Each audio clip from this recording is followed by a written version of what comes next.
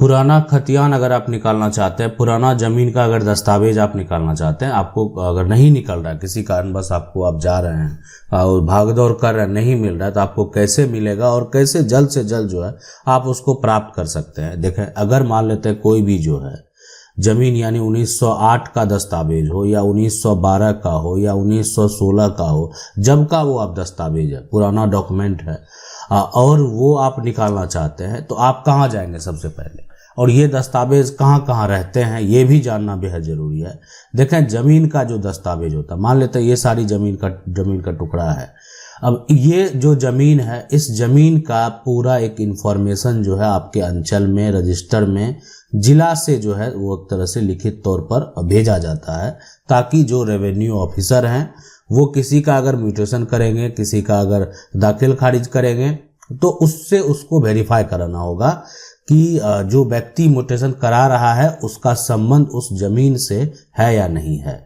तो ये रजिस्टर जो है भेजा जाता है। उस रजिस्टर का जो है अभी आप नकल प्राप्त कर सकते हैं, और नकल के लिए इन्फॉर्मेशन के लिए अप्लाई करना होगा। इन्फॉर्मेशन निकालने का एक फॉर्म आता है, फॉर्म में आप भरेंगे डिटेल और वो आप नकल जो है प्राप्त कर सकते हैं। ये पूरा एक तरह से प्रक्रिया है, और जो इन्फॉर्मेशन का फॉर्म होगा उसमें जो भी टिकट वगैरह साटना होगा वो आप वहाँ पर चिपकाएंगे, और उसके बाद जो है जाकर उसको जमा करेंगे, और उसके बाद आपको ये प्राप्त होगा कि ज़मीन का पूरा इन्फॉर्मेशन डिटेल जो है वो प्राप्त हो जाएगा।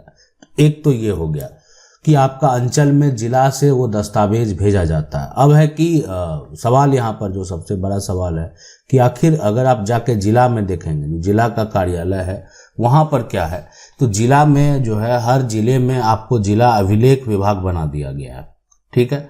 और जिला अभिलेख में आप जाएंगे तो वहाँ पर भी आपको यही करना होगा कि अपनी जो खतियान है उसके लिए अप्लाई करना होगा। जो भी बेसिक कॉस्ट उसके लिए फीस रखी गई है वो आपको पे करने होंगे, और साथ में आपको वो दस्तावेज जो है वो प्राप्त होगा।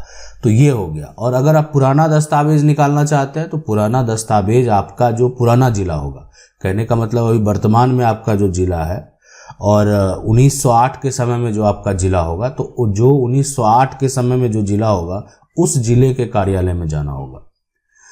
यहाँ पर है सर, हम पुराना खतियान निकालने के लिए पुराना जिला में गए तो फट गया, बोल रहा है कि झारखंड में क्या करूँ। तो देखें, ये अगर मान लेते हैं ज़मीन का दस्तावेज अगर यहाँ पर अगर फट चुका है, तो सबसे पहले तो सही तरीके से पता लगाने का प्रयास करें कि वहाँ पर जो बहुत लोग ऐसे होते हैं जानबूझकर जो है वो अपना परेशानी जो है उनको होगा ढूंढने में, तो उससे बचने के लिए भी बोल देते हैं फट गया है।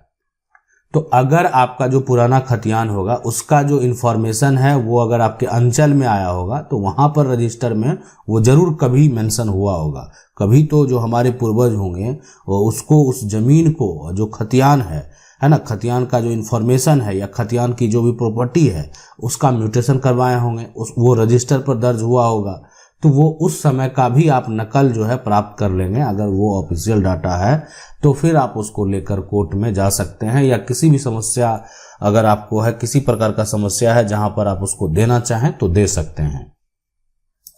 संपत्ति बंटवारा का केस की अगर बात करें, देखें संपत्ति बंटवारा का जो केस है वो डिपेंड करता है कि आपका किस प्रकार का संपत्ति है, उस पर भी डिपेंड करता है। लेकिन अगर उस केस में मान लेते हैं मारपीट की नौबत है और आपको मारने का प्रयास किया जा रहा है, तो इस तरह का जो समस्या है, तो जान मारने की धमकी दिया जा रहा है, तो उसमें क्या करना होगा। तो ये सवाल है, ये करे सर सामने वाला व्यक्ति जमीन बंटवारे का मामला है, जो मारने की धमकी देता है, जमीन को नहीं छोड़ना चाहे, है ना, खूनी संघर्ष चाहता है, नाम बंटवारे के केस चल रहा है, कितना समय लगेगा पूरी प्रक्रिया बताओ। हमारे एक खेत जो पहले से हमारे पूर्वज दादाजी के नाम था, 2 भाई जो है वो दोनों भाई के 2 पुत्र और एक के 5 नाम, फिर उसमें जमीन जो है 5 पुत्रों में हिस्सा जो है 1/2 में बेच दिया गया। बंटवारा कितने साल में मामला अदालत में जो है ये बेचना, देखें जो भी है बंटवारा का केस जो है, पारिवारिक केस जो है वो सबसे ज़्यादा थोड़ा उलझा रहता है, इसलिए कि सारी ज़मीन को एक तरह से देखना, कौन किसने कितना बेचा, उसका एक नकल इन्फॉर्मेशन देना, फिर उस पर जो है एक तरह से क्रॉस होता है कि एक तरह से कि ये सही है या नहीं है, तो ये इसलिए इसमें थोड़ी देरी लगती है। और छोटा मामला होता है, कोई बड़ा मामला नहीं होता, ये एक प्लॉट से जुड़ा हुआ मामला रहता है, तो ये ज़्यादा समय नहीं लगता है। लेकिन यहाँ बहुत सारे प्लॉट, जितनी आपकी संपत्ति है सारे प्लॉट, तो इसलिए बंटवारा का समय में थोड़ा सा समय लग जाता है। लेकिन फिर भी आपको एक्टिव रहना है। अपने वकील से जो है आप हमेशा समय पर, जब भी आपका टाइम आता है, डेट आपकी पड़ती है, तो उस पर आपको मिलते रहना, पूछते रहना कि आगे क्या प्रक्रिया होने वाला है। ठीक है, तो ये बात करते रहेंगे। आगे का जो भी स्टेप है उनसे बात करेंगे कि आगे अब क्या होगा, क्या एक तरह से क्या डॉक्यूमेंट देने की ज़रूरत है। तो इसलिए ये प्रयास अगर आप करते रहेंगे तो आपका जल्द से जल्द जो है मुकदमा वो खत्म होगा।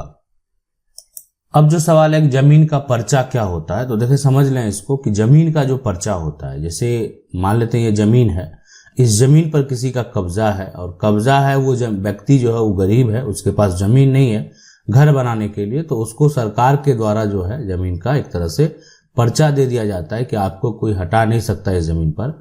और वो पर्चा तब तक मान्य होता है जब तक वो व्यक्ति जीवित है। 1952 में मेरे दादाजी जमीन खरीदा था, पर्चा भी है, लेकिन 1975 से अभी तक जो है 2023 जो है म्यूटेशन एक तरह से करने से जो है नाम नहीं आता है। क्या करूं, प्लीज हेल्प मी।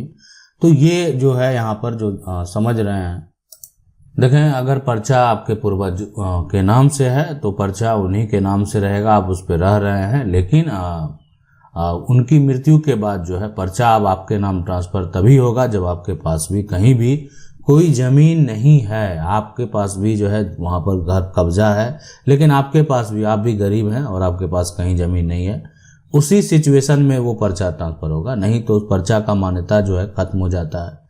यानी अगर आप जमीन खरीद लिए तो आप अपने जमीन पर चले जाइए, और जो जिनका जमीन है वो जमीन आपको वापस करनी होगी, इसलिए कि वो जमीन एक तरह से दिया गया था, ठीक है कब्जे में है, सरकार अधिकार दे दिया कि नहीं आप यहाँ पे रहिए, कोई दिक्कत नहीं है, कोई आपको परेशान नहीं करेगा। लेकिन उस पर्चा का मान्यता, जिस व्यक्ति को पर्चा दिया गया, इसका मतलब ये नहीं होता है कि पर्चा के आधार पर आप संपत्ति को बेच सकते हैं, बिल्कुल नहीं बेच सकते हैं। यानी बेचने का कोई मतलब ही नहीं बनता है। आप जो है अगर देखें कि पर्चा का जो आधार है ना, पर्चा जो है, पर्चा के आधार पर वो उसमें जो है आप चाहेंगे अपने नाम पर अगर ट्रांसफर कराना, तो सबसे पहले आपको भी ये बात प्रूफ करके देना होगा कि आप भी गरीब हैं और आपके पास भी इस जमीन के अलावा कोई भी जमीन का टुकड़ा नहीं है। देखिए जमीन रजिस्ट्री का जो मामला है सबसे बड़ा मामला है। जमीन रजिस्ट्री के जो एक तरह से इसमें जो फर्जीवाड़ा होता है एक तरह से वो आम है ये बातें। लेकिन सबसे पहले यहाँ पर जो जानना समझना है कि अगर किसी प्रकार की गलती हो जाती है जमीन रजिस्ट्री में, ठीक है, अगर कोई गलती हो जाती है, किसी प्रकार की त्रुटि हो जाती है, तो वो उसमें क्या होगा। ये कहना सर मेरा केवाला 30 वर्ष पुराना है और उस पर खाता नंबर गलत है और खेसरा नंबर सही है, रकबा भी सही है और दाखिल खारिज नहीं हो रहा, ऐसे में क्या करें। तो देखें अगर यहाँ पर जो जमीन का केवाला है यहाँ पर, ठीक है, केवाला है वो 30 वर्ष जो है यहाँ पर 30 वर्ष पुराना है, ठीक है, पुराना, ये बात आप समझ लें। अब उसमें खाता नंबर गलत है, खेसरा नंबर जो है सही है, रकबा सही है, तो देखा खाता नंबर से उतना मायने नहीं रखता। प्लॉट का जो नंबर होता है वो खेसरा नंबर हो गया। जैसे प्लॉट में अगर 1101 लिखा हुआ है तो ये अगर सही है, ठीक है, अब ये मान लेते हैं 751 खाते में आता है, तो 751 खाता के दूसरा ही अगर लिखा गया अंक तो कोई एक अंक इधर उधर हो गया, कोई दिक्कत नहीं है। ये प्लॉट नंबर सही होना चाहिए और साथ में चौहदी सही है। तो रही बात और सही दाखिल खारिज नहीं हो रहा है, ऐसे में क्या करें। तो देखें बिल्कुल दाखिल खारिज जो है आप यहाँ पर सबसे पहले जो है उसको मैन है कि 30 वर्ष जो आपका पुराना है और साथ में संपत्ति का जो मालिक है, जमीन का मालिक है, जो जमीन विक्रेता है, उसको भी कहिए कि जाके वो कहें कि इसमें थोड़ा सा ये हो गया है, खाता बाकी सारा कुछ सही है। और उसमें चाहे तो अगर वो जैसे भी बोलेंगे, कोई शपथ पत्र देने के लिए बोलेंगे तो भी आप दे सकते हैं। नहीं तो इसका एक विकल्प है कि आप सिविल कोर्ट में जो है, इसलिए 30 वर्ष पुराना है, याचिका दायर करके उसमें सुधार में जा सकते हैं। तो वहाँ का जो आदेश होगा वही आपका एक तरह से उसी के आधार पर आपका वो सुधार होगा। सवाल है कि यहाँ पर बेटी का संपत्ति पे अधिकार की अगर बात करेंगे तो हेलो सर, मेरे दादाजी के 2 बेटे हैं, बड़े बेटे की जो है एक बेटी है, बड़ा बेटा जो है मर गया है, क्या एक तरह से यहाँ पर जो है बराबर का हकदार होगा बेटी, सीधी बात है। तो बिल्कुल होगा। देखिए, संपत्ति में अगर जो है बेटा का जितना कानूनी अधिकार है उतना ही अधिकार अब बेटी का ही है। तो बेटी जब भी चाहे अपने पिता के, अपने दादा की संपत्ति में हक लेना तो कोई नहीं रोक सकता है। किसी भी हालत में आपको बेटी को हक देना होगा। इसलिए कि संपत्ति में जो हिंदू उत्तराधिकार संशोधन अधिनियम है उसमें बेटी को जो है उत्तराधिकारी बना दिया गया। यानी बेटी जो है, अब पहले जो ऐसा था कि पहले का कंडीशन और अभी के कंडीशन में अभी यही हो गया कि बेटा हो या बेटी हो, दोनों पिता के संपत्ति में उत्तराधिकारी है। अब बेटा या हो या बेटी हो, दोनों चाहे अपना हक त्याग करना, मतलब बेटी अगर चाह रही है नहीं लेंगे हम भाई के संपत्ति में हिस्सा, तो वो अपना हक त्याग पत्र देकर जो है अपना शेयर, अपना हक जो है भाई को दे सकती है। उसके बाद भविष्य में आपको कोई दिक्कत नहीं होगा। आशा करते हैं वीडियो अच्छा लगा होगा। वीडियो को लाइक जरूर कर दें। चैनल को पहली बार देख रहे हैं, सब्सक्राइब करके जो बेल आइकन है उसको जरूर दबा लें। मिलते हैं अगले वीडियो में, तब तक के लिए जय हिंद।